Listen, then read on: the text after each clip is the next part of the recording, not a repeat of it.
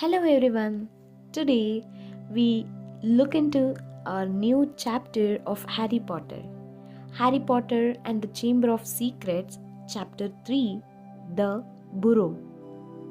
Ron breathed Harry, creeping to the window and pushing it up so they could talk through the bars. Ron, how did you? What the? Harry's mouth fell open as the full impact of what he was saying hit him. Ron was leaning out of the back window of an old turquoise car, which was parked in midair.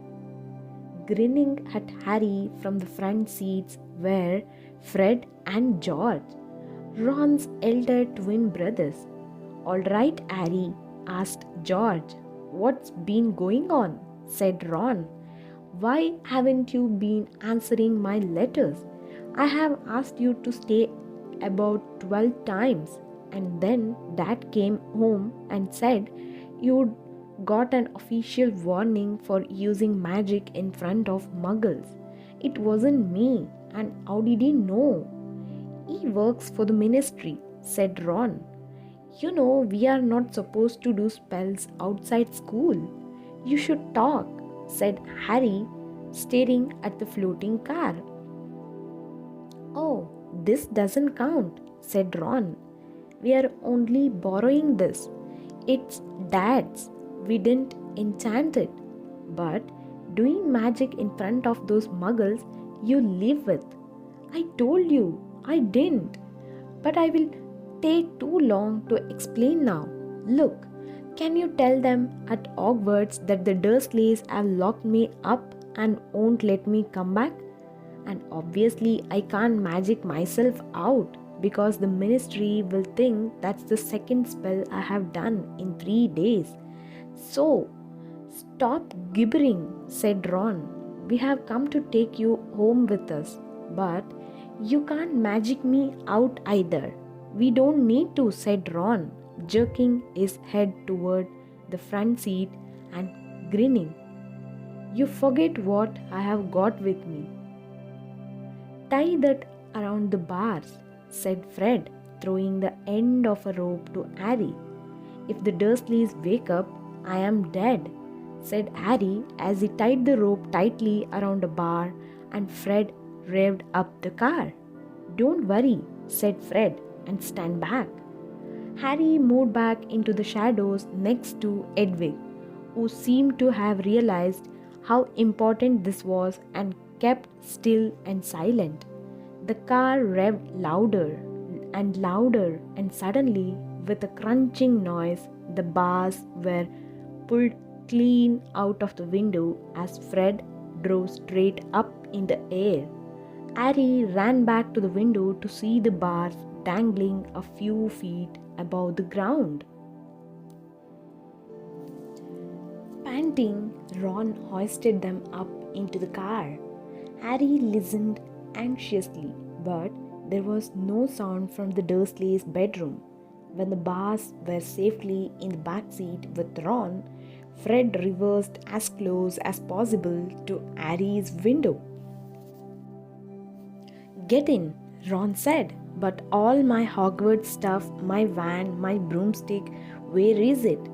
"Locked in the cupboard under the stairs, and I can't get out of this room." "No problem," said George from the front passenger seat. "Out of the way, Harry." Fred and George climbed cat-like through the window into Harry's room. "You had to hand it to them," thought Harry, as George took an ordinary hairpin from his pocket and started to pick the lock. "A lot of wizards think it's waste of time knowing this sort of muggle trick," said Fred, "but we feel they are skills worth learning if they are a bit slow." There was a small click and the door swung open. "So, we will get your trunk. You grab anything you need from your room and hand it out to Ron," whispered George. "Watch out for the bottom stairs. It creaks," Harry whispered back as the twins disappeared onto the dark landing. Harry dashed around his room, collecting his things and passing them out of the window to Ron. Then he went to help Fred and George leave his trunk up the stairs. Harry heard Uncle Vernon cough. At last, panting, they reached the landing. Then carried the trunk through Harry's room to the open window. Fred climbed back into the car to pull with Ron, and Harry and George pushed from the bedroom side. Inch by inch, the trunk slid through the window. Uncle Vernon coughed again. A bit more, panted Fred, who was pulling from inside the car. One good push. Harry and George threw their shoulders against the trunk, and it slid out of the window into the back seat of the car. "Okay, let's go," George whispered. But as Harry climbed on to the window sill, there came a sudden loud screech from behind him, followed immediately by the thunder of Uncle Vernon's voice. "That ruddy owl!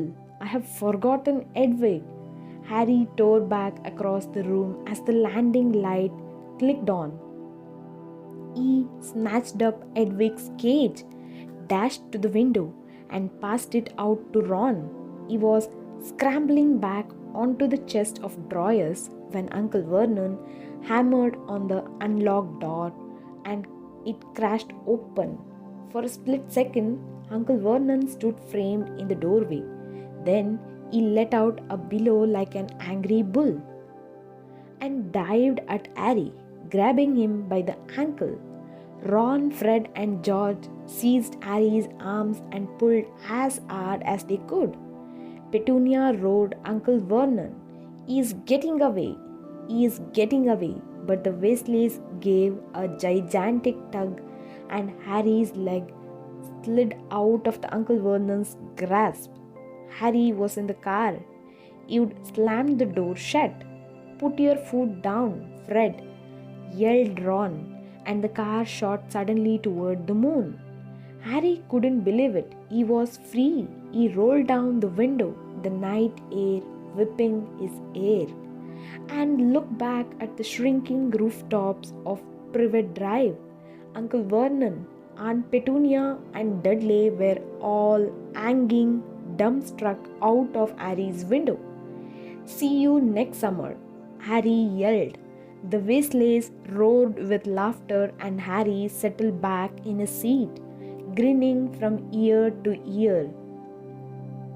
"Let Edwig out," he told Ron. "She can fly behind us. She hasn't had a chance to stretch her wings for ages." George handed the hairpin to Ron, and a moment later, Edwig soared joyfully out of the window to glide alongside them like a ghost. "So, what's the story, Harry?" said Ron impatiently. "What's been happening?" Harry told them all about Dobby, the warning he had given Harry, and the fiasco of the violet pudding. There was a long, shocked silence when he had finished. "Very fishy," said Fred finally. "Definitely dodgy," agreed George. "So, he wouldn't even tell you who is supposed to be plotting all this stuff?" "I don't think he could," said Harry. "I told you, every time he got close to letting something slip, he started banging his head against the wall." He was Fred and George look at each other. "What? You think he was lying to me?" said Harry. "Well," said Fred, "put it this way. House elves have got powerful magic of their own, but they can't usually use it without their master's permission. I reckon old Dobby was sent to stop you coming back to Hogwarts. Someone's idea of a joke. Can you think of anyone at school with a grudge against you?" "Yes," said Harry and Ron together instantly. "Draco Malfoy," Harry explained. "He hates me." "Draco Malfoy?" said George, turning around. "Not Lucius Malfoy's son." "Must be. It's not a very common name, is it?" said Harry. "Why, I have heard Dad talking about him, said George. He was a big supporter of you know who. And when you know who disappeared, said Fred, craning around to look at Harry. Lucius Malfoy came back saying he had never meant any of it. Load of dung. Dad reckons he was right in you know whose inner circle. Harry had heard these rumors about Malfoy's family before, and they didn't surprise him at all. Malfoy made Dudley Dursley look like a kind, thoughtful, and sensitive boy. I don't know whether the Malfoys own a house elf, said Harry. Well, whoever owns him will be an old wizarding family and they will be rich, said Fred. Yeah, Mum's always wishing me we had a house elf to do the ironing, said George.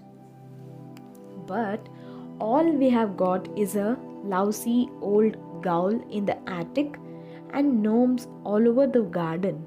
House elf come with big old manors and castles and places like that. You wouldn't catch one in our house. Harry was silent, judging by the fact that Draco Malfoy usually had the best of everything. His family was rolling in wizard gold. He could just see Malfoy strutting around a large manor house. Sending the family servant to stop Harry from going back to Hogwarts also sounded exactly like the sort of thing Malfoy would do. Had Harry been stupid to take Dobby seriously? I'm glad we came to get you anyway, said Ron. I was getting really worried when you didn't answer any of my letters. I thought it was Errol's fault at first. Who's Errol? Our owl. He is ancient. It wouldn't be the first time he had collapsed on a delivery. So then I tried to borrow Hermes. Who? The owl Mum and Dad bought Perry when he was made prefect, said Fred from the front. But Percy wouldn't lend him to me, said Ron. Said he needed him. Percy's been acting very oddly this summer, said George, frowning. And he has been sending a lot of letters and spending a lot of time shut up in his room. I mean, there is only so many times you can polish a prefect badge. You are driving too far west, Fred, he added, pointing at a compass on the dashboard. Fred twiddled the steering wheel. So, does your dad know you have got the car? Said Harry, guessing the answer. No, said Ron. He had to work tonight. Hopefully, we will be able to get it back in the garage without Mum noticing we flew it. What does your dad do at the Ministry of Magic anyway? He works in the most boring department, said Ron. The misuse of Muggle artifacts office. The what? It's all to do with bewitching things that are Muggle made. You know, in case they end up back in a Muggle shop or house, like last year, some old witch died and her tea set was sold to an antique shop. This Muggle woman bought it, took it home, and tried to serve her friends tea in it. It was a nightmare.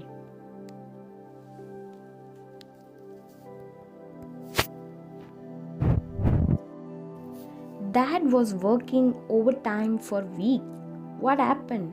The teapot went berserk and squirted boiling tea all over the place, and one man ended up in the hospital with the sugar tongs clamped to his nose.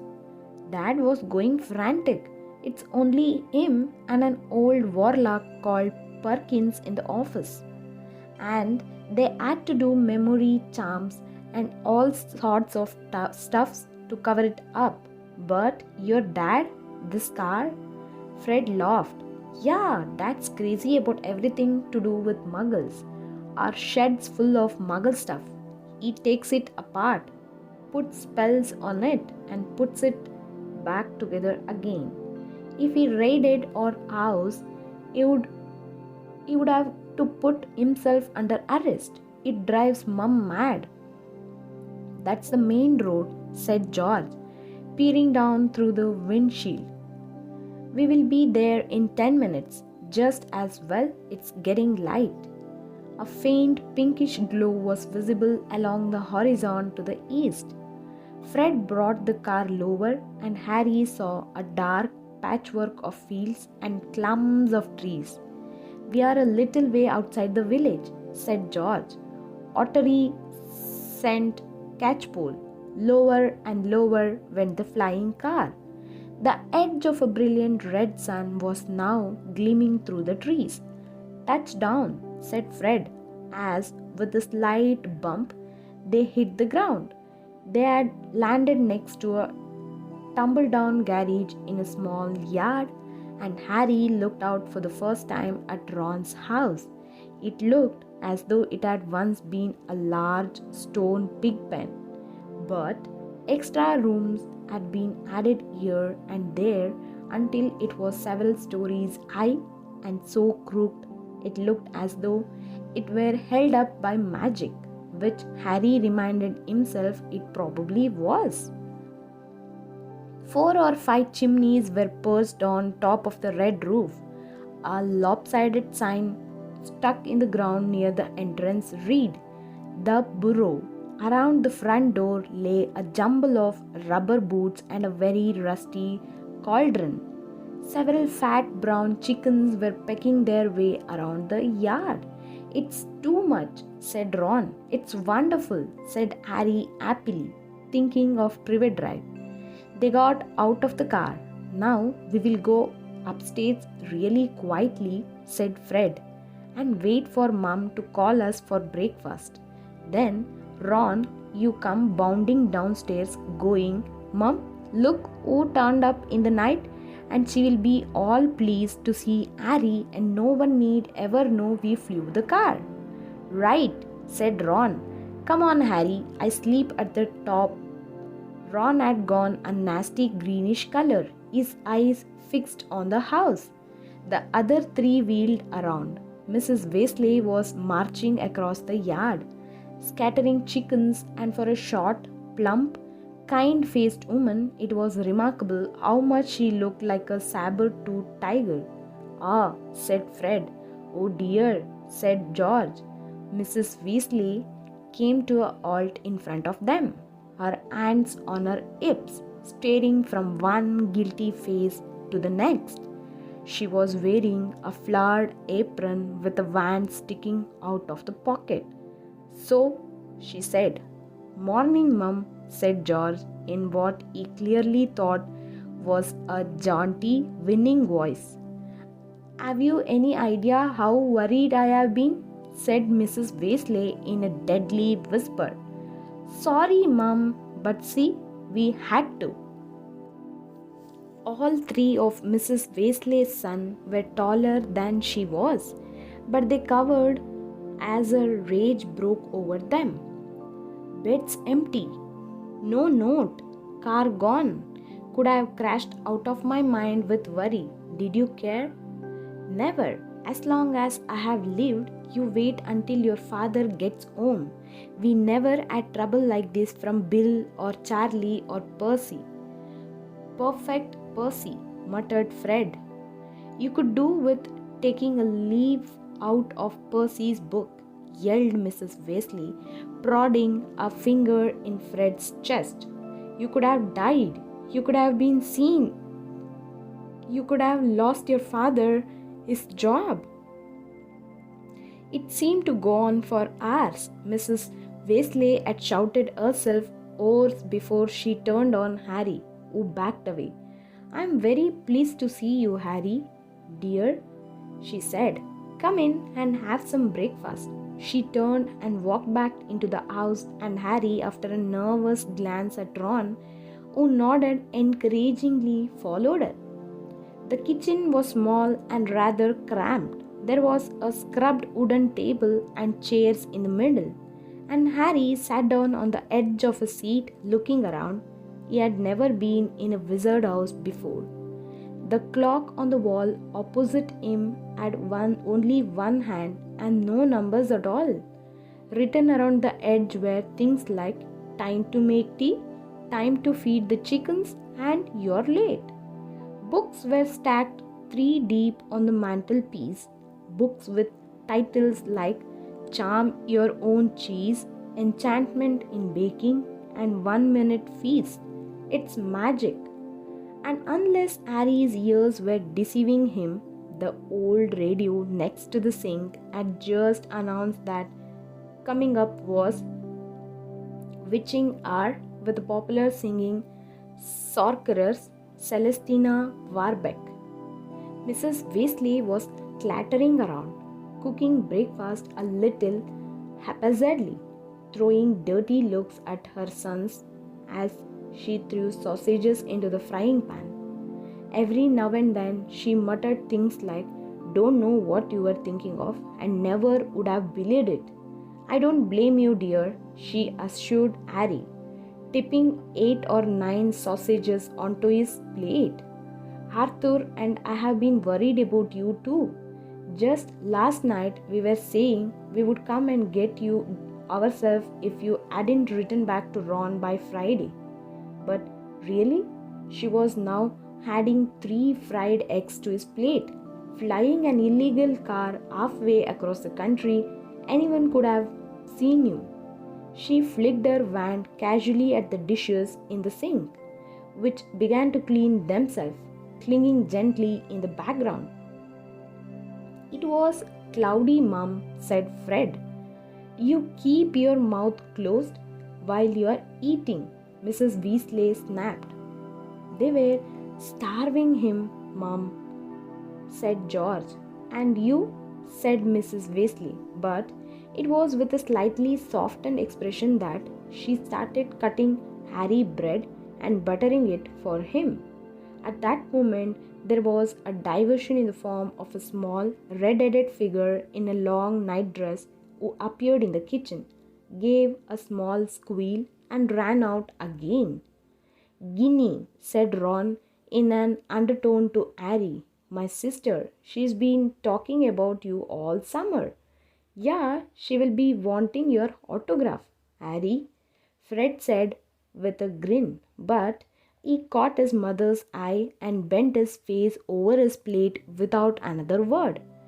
Nothing more was said until all 4 plates were clean, which took a surprisingly short time. "Blimey, I am tired," yawned Fred, setting down his knife and fork at last. "I think I will go to bed." "And you will not," snapped Mrs. Weasley. "It's your own fault. You have been up all night. You're going to degnome the garden for me. They are getting completely out of hand again." "Oh, Mum, and you too," she said, glaring at Ron and Fred. "You can go up to bed, dear," she added to Harry. "You didn't ask them to fly that wretched car." But Harry, who felt wide awake, said quickly, "I will help Ron. I have never seen a de-gnoming." "That's very sweet of you, dear, but it's dull work," said Mrs. Weasley.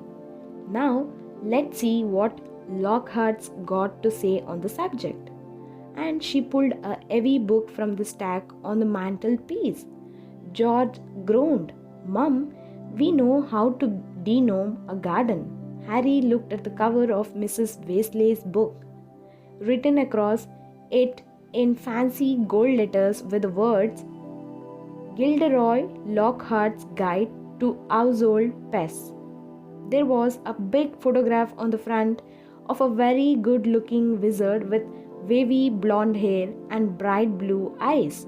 As always in the wizarding world, the photograph was moving. The wizard, who Harry supposed was Gilderoy Lockhart, kept winking cheekily up at them all. Mrs. Weasley beamed down at him. "Oh, he is marvelous," she said. "He knows his household pests all right. It's a wonderful book. Mum fancies him," said Fred in a very audible whisper. "Don't be so ridiculous, Fred," said Mrs. Weasley, her cheeks rather pink. Alright, if you think you know. Better than Lockhart. You can go and get on with it. And oh, Betide, you? If there is a single gnome in that garden when I come out to inspect it. Yawning and grumbling, the Weasleys slouched outside with Harry behind them. The garden was large and in Harry's eyes exactly what a garden should be. The Dursleys wouldn't have liked it. There were plenty of weeds and the grass needed cutting, but there were gnarled trees all around the walls, plants Harry had never seen spilling from ever flower bed, and a big green pond full of frogs. Muggles have garden gnomes too, you know, Harry told Ron as they crossed the lawn.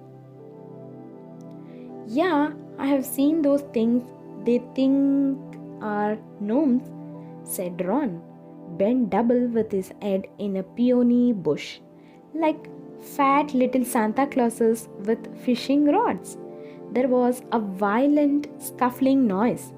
The peony bush shuddered, and Ron straightened up. This is a gnome, he said grimly. Get off me, squealed the gnome. It was certainly nothing like Santa Claus. It was small and leathery looking with a large, knobby, bald head exactly like a potato. Ron held it at arm's length as it kicked him out at him with its orny little feet. He grasped it around the ankles and turned it upside down. This is what you have to do, he said.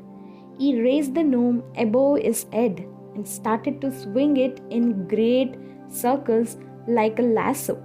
Seeing the shocked look on Harry's face, Ron added, It doesn't hurt them. You have just got to make them really dizzy so they can't find their way back to the gnome holes.